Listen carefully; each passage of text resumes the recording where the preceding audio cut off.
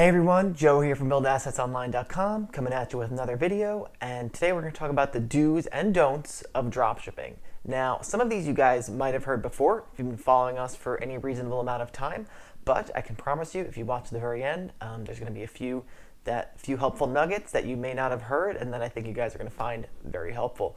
So the first one is obviously if you're dropshipping, you have to sell high ticket products. I cannot stress this enough.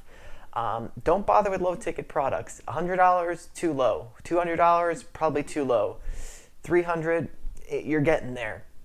Anything below this, it's just not worth your time, guys. You're going to spend your time making product pages, advertising this stuff, testing this stuff. It's just not worth it. Like why not put your time into something that's going to make you $100 per sale rather than like $5 to $10 per sale. So do high ticket items. There's honestly no way around it.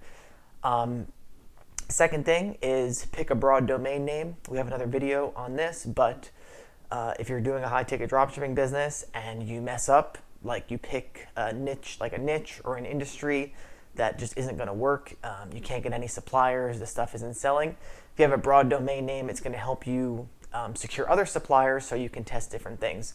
This happened to us a few different times where we started in an industry that wasn't really working out for us, so we pivoted, got some new suppliers, and we built a successful site out of it. That's a big reason why we've never had a dropshipping site that has failed, unlike niche sites and other types of businesses fail all the time.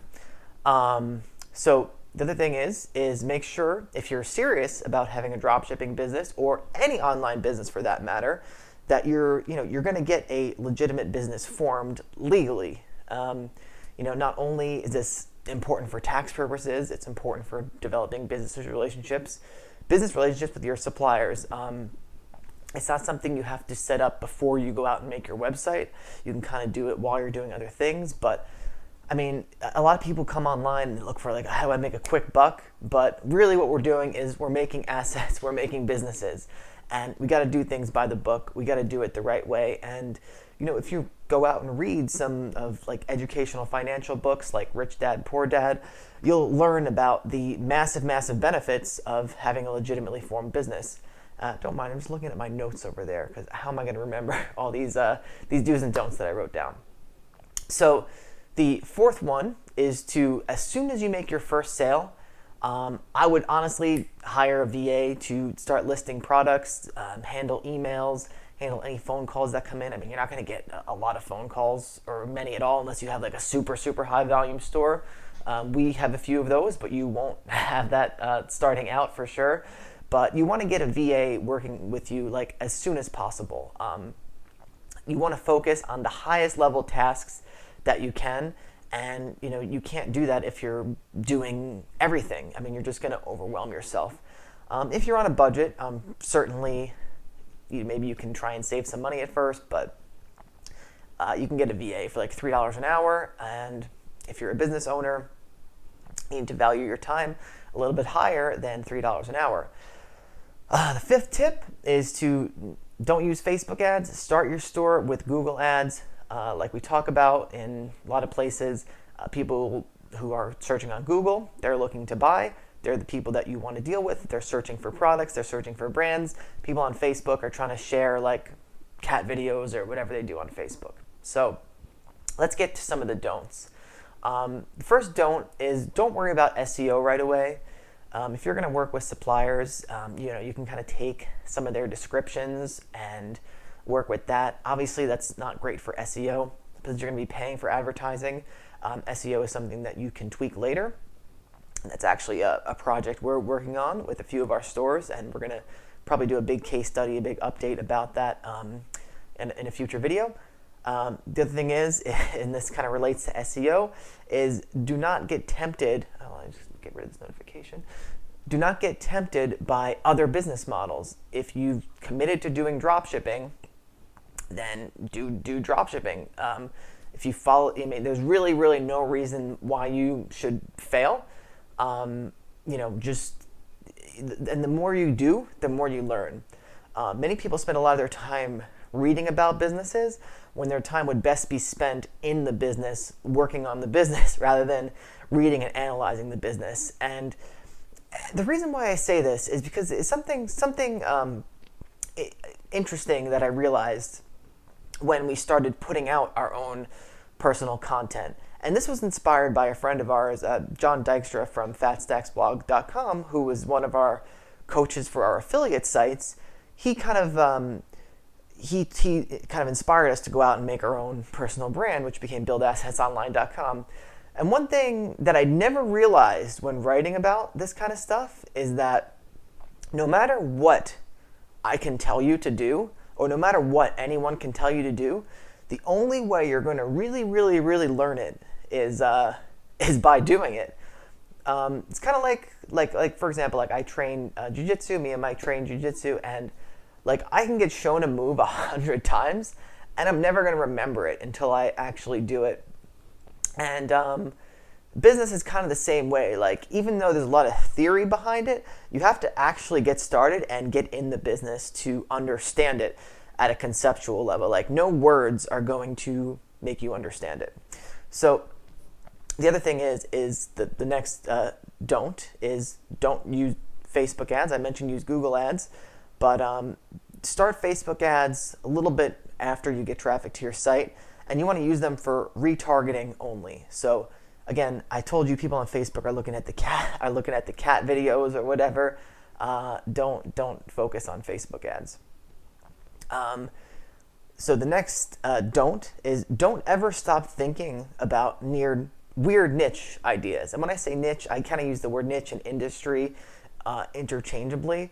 You'd be really, really surprised at how many sorts of things, expensive things people buy that you haven't heard of or ever thought about in your life.